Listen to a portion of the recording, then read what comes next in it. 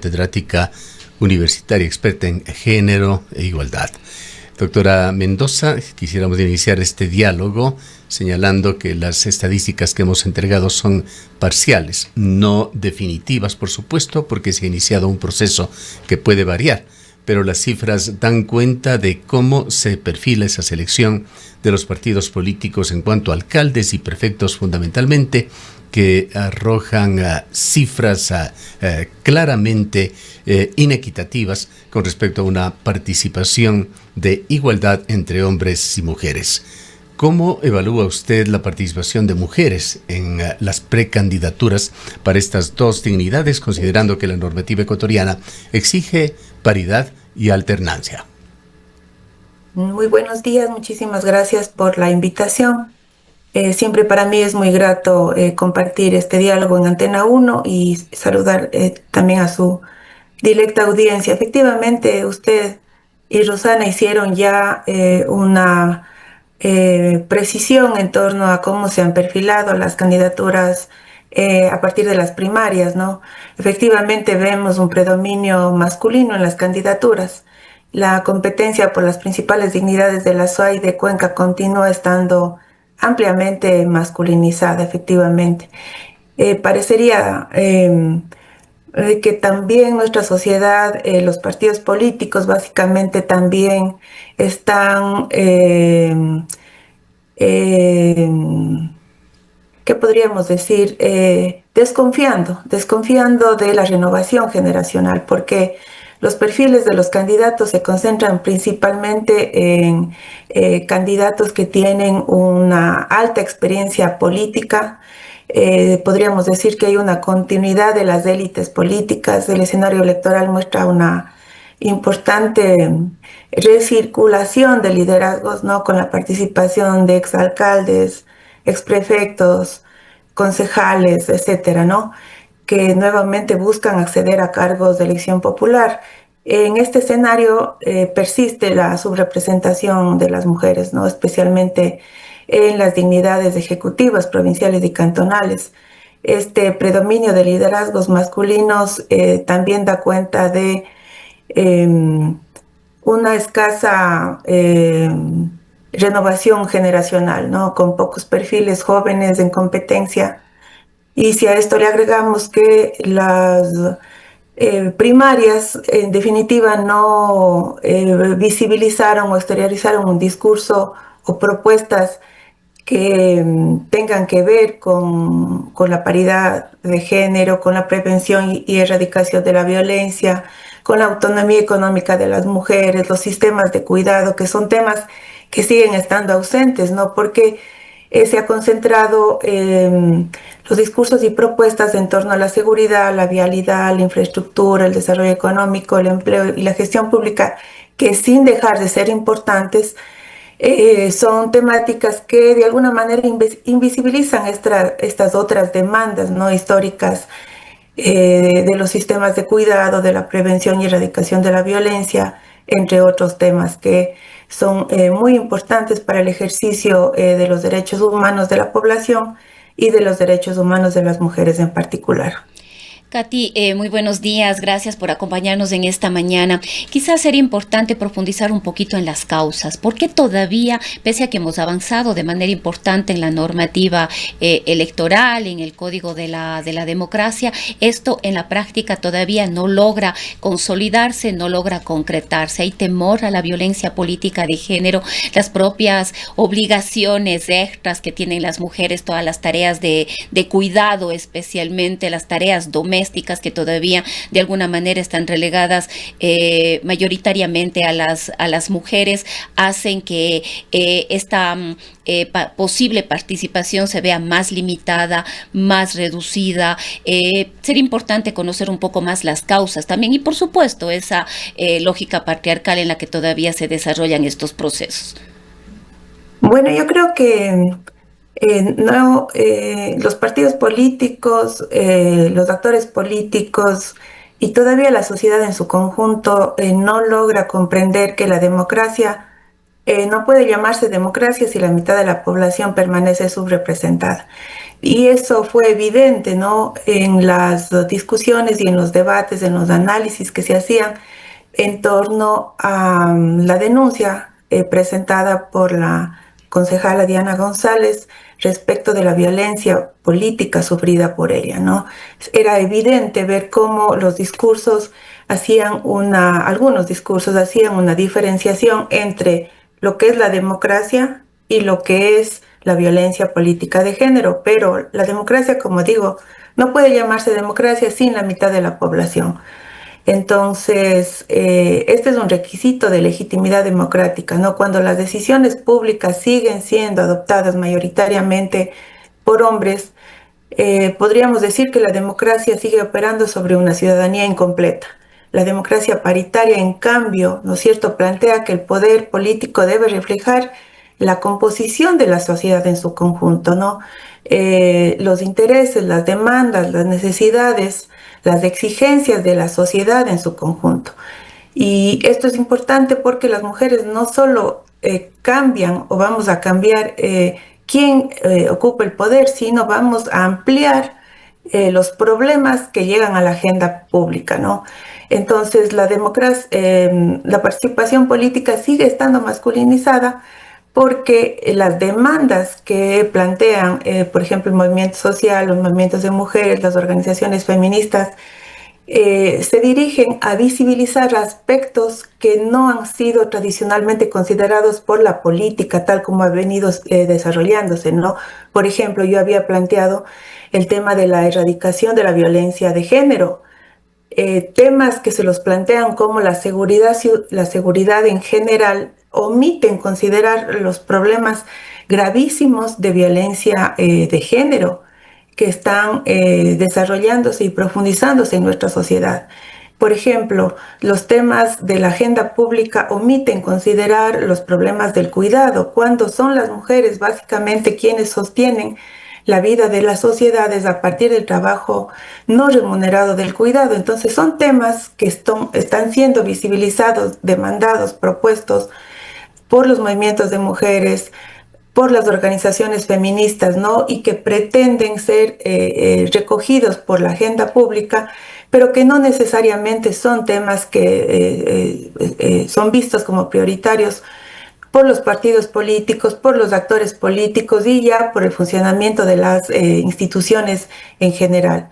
Entonces la idea es redistribuir ese poder, ¿no?, para que los cargos sean ocupados por una diversidad de la población, por una diversidad de la ciudadanía que pueda plantear que la agenda pública, que la agenda ciudadana, que la planificación territorial incorpore, ¿no es cierto?, estas otras demandas que también son fundamentales para garantizar la justicia, la equidad, el desarrollo social.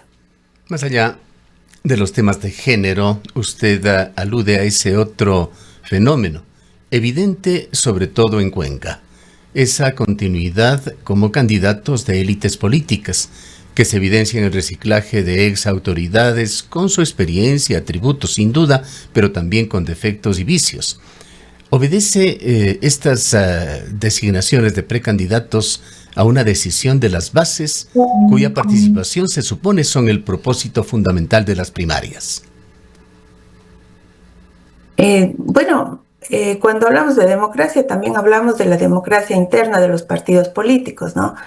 No obstante, yo me atrevo a decir que las primarias son o se han convertido en un requisito más para poder participar en política, pero que no necesariamente los partidos políticos tienen una vida democrática en su interior. Y esto es evidente cuando vemos que hay partidos políticos que además se prestan, ¿no es cierto?, para ser utilizados en el momento electoral, ¿no es cierto?, como mecanismos, como herramientas, como vehículos para garantizar o para favorecer la participación política de personajes que han tenido, como usted dice, experiencia política, pero que no van dando paso a la renovación generacional. Si esto es así, lo que estamos comprobando en la actualidad es que los partidos políticos siguen siendo espacios, entornos fundamentalmente masculinos, ¿no? La política no se está diversificando, la política no representa diversidad, y no solo me refiero a la diversidad de género, ¿no? Me refiero a la diversidad etaria, a la diversidad étnica, a la procedencia, ¿no es cierto? Básicamente nosotros podríamos identificar un perfil de candidatos. Este perfil habla de candidatos hombres que tienen una larga trayectoria en la vida política de la ciudad, de la provincia o del país, pero que siguen siendo parte de una élite, ¿no? Nosotros no vemos que los partidos políticos promuevan, fortalezcan, promocionen la participación. Por ejemplo, yo en alguna ocasión anterior me referí, o que reconozcan el liderazgo y por supuesto la posibilidad de ser elegidos de aquellas personas que vienen desarrollando en nuestra ciudad y provincia una importante trayectoria, por ejemplo, de defensa del agua, de la defensa de las fuentes hídricas, de la defensa de los derechos de la naturaleza, de la defensa de los derechos humanos, de la defensa de una vida libre de violencia, ¿no? Es decir, en política terminan participando básicamente una élite masculinizada, una élite que básicamente es dueña de los partidos políticos, que tiene capacidad de negociación y que posiblemente, si es que está promoviendo el desarrollo de primarias y las mujeres participan en las primarias, básicamente o generalmente para ocupar puestos de segundo orden, ¿no? O como posiblemente cartas para la negociación final, y posiblemente estarán algunas de las candidatas que han sido visibles como candidatas, por ejemplo, a la alcaldía de Cuenca, terminarán ocupando puestos como candidaturas de viceprefectas, ¿no? Espero que esto no sea así, pero las mujeres terminan siendo relegadas a las viceprefecturas. Entonces, la incluso, política Katy, sigue perdón siendo un espacio e bastante inclu- restrictivo a la participación política de las mujeres. incluso, Katy, perdón la interrupción en este punto, incluso con las dificultades, por ejemplo, al interior del Consejo Cantonal de asumir la vicealcaldía. No olvidamos lo que pasó. Afortunadamente hubo una respuesta ya algún tiempo después de la Corte Constitucional, pero también, pese a estar esto establecido de alguna manera, hay dificultades también para su cumplimiento. A mí me parece que la violencia política, la violencia simbólica que viven las mujeres, e incluso yo diría la menor representación por parte de los medios de comunicación, ¿no? Está documentado, está investigado, estudiado cómo las mujeres que son candidatas tienen menos posibilidad de estar representadas en las noticias, en los espacios de entrevistas, en definitiva por los medios de comunicación. Es decir, terminan teniendo barreras al interior, por ejemplo, de los cabildos, terminan teniendo barreras en la participación y la representación pública de su imagen. Y cuando además se habla de ellas en los medios de comunicación, no siempre se habla de sus propuestas, de sus demandas, de sus exigencias, ¿no? Sino se habla de su perfil personal. Posiblemente esto haya llegado a pasar con la propia concejala Diana González, de quien pude ver que se hacían una serie de comentarios en las redes sociales, en los comentarios básicamente en Internet, al margen de los derechos de los que contamos las mujeres que participamos o que participan en política, ¿no es cierto?, para el pleno ejercicio de este derecho.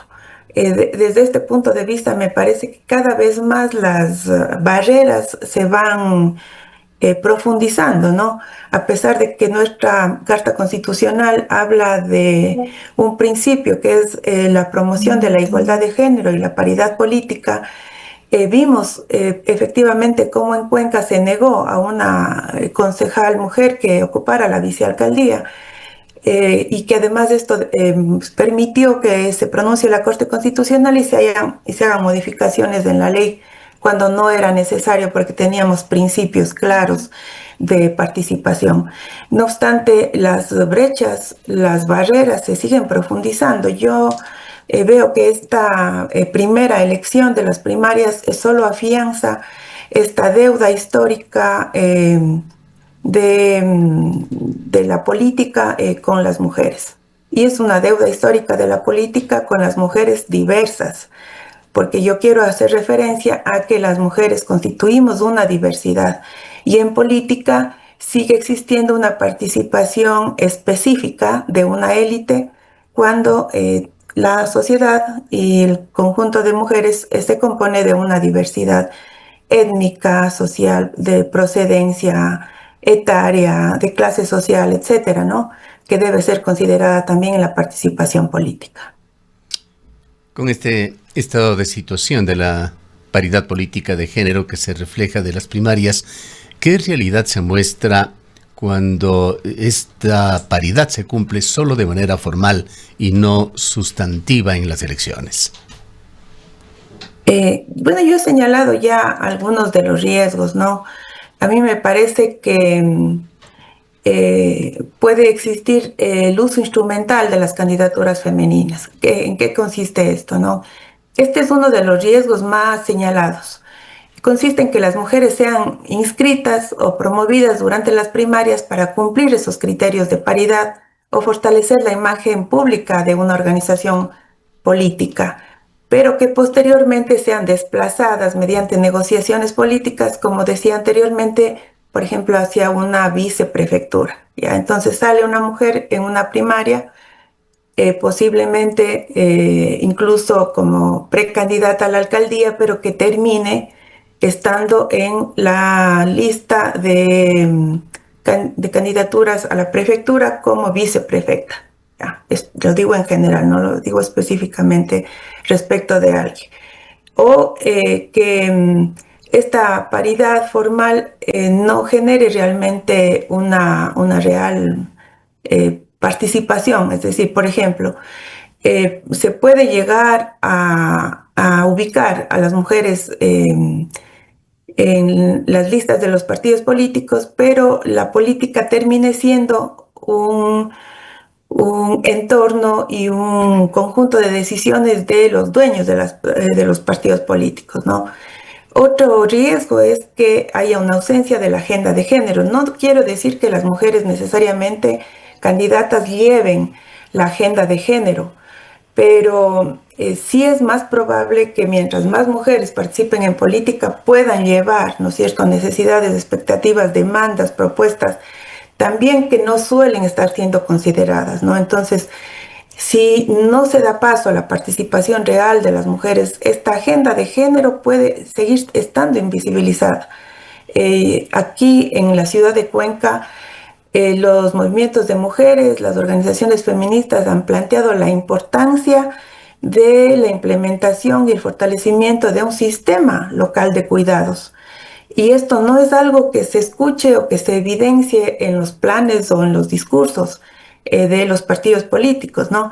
Y no se diga la violencia política de género. Entonces, esta subrepresentación en los puestos de mayor importancia, pero también ya en la práctica real, lo que muestra es que las mujeres y sus demandas terminan recibiendo menos visibilidad mediática, menos importancia a la hora de la toma de decisiones en los consejos municipales o provinciales y que por lo tanto finalmente las obras que se implementen no necesariamente reconozcan cómo sus impactos inciden en el ejercicio de los derechos de la diversidad de mujeres de nuestra sociedad. Bien, quisiera preguntarle finalmente sobre el reto que significa la situación actual con la vicealcaldesa Marisol Peñalosa a cargo de la alcaldía. ¿Qué desafíos específicos enfrenta como mujer en las condiciones complejas en las que se encuentra la ciudad de Cuenca, hablando desde el punto de vista político, incluso de administración de la ciudad? Hay un contexto marcado por la suspensión del titular por violencia política de género, además. ¿Cómo puede la alcaldesa ejercer autoridad sin reproducir patrones de subordinación que históricamente han afectado a mujeres en cargos ejecutivos? ¿Tiene Marisol Peñalosa el reto de ser eje de la gobernanza en su administración sin estar presionada, guiada exclusivamente por asesoramientos o presiones masculinas? Yo creo que Marisol Peñalosa es una mujer que se ha destacado como mujer luchadora en la parroquia de la cual proviene, como una mujer luchadora en el cantón en el cual en este momento ejerce la alcaldía subrogante. Y claro, por supuesto, tiene ella en sus manos un reto indispensable, importantísimo, que es fortalecer y abanderar las demandas del pueblo, las demandas de la sociedad. ¿A cuáles me refiero? La defensa del agua. Este es un tema no negociable, ¿no es cierto? La defensa del agua y de las fuentes hídricas, de los derechos de la naturaleza, de los defensores y defensoras sociales es fundamental. Otro de los retos que tiene Marisol Peñalosa es concebir la seguridad ciudadana y el uso del espacio público de manera mucho más integral, no solo teniendo en cuenta su asociación con los temas delictivos, ¿no?, que se han exacerbado, que se han profundizado en nuestra ciudad y país, sino también reconociendo que más o menos el 70% de las mujeres siguen experimentando algún tipo de violencia a lo largo de su vida y en los espacios privados y públicos. Por lo tanto, la seguridad ciudadana no puede ser mirada únicamente desde esta lógica securitista, ¿no? Marisol Peñalosa tiene un importante desafío en los temas de ordenamiento territorial y planificación urbana. Como decía el doctor Tarquino Orellana en la entrevista anterior, Cuenca merece contar con un sistema de planificación con amplia participación social y ciudadana, que además evidencie, por ejemplo, cómo, voy a poner solo un ejemplo, ¿no?, la falta de equipamiento urbano incrementa los tiempos de desplazamiento y carga de cuidados de las mujeres, es decir, cómo cada tema, que la seguridad ciudadana, el ordenamiento territorial, tiene impactos específicos en la vida de la población y específicamente también en la vida de las mujeres. Y finalmente, para mi modo de ver, el tema de los servicios sociales y los grupos de atención prioritaria que Marisol Peñalosa ha reconocido, ¿no?, que deben ser considerados como una prioridad, habla de la necesidad de desarrollar políticas públicas locales. Personalmente pienso que este sigue siendo un déficit de la actual administración, ¿no? Hace unos días conversábamos con el ingeniero José María Egas.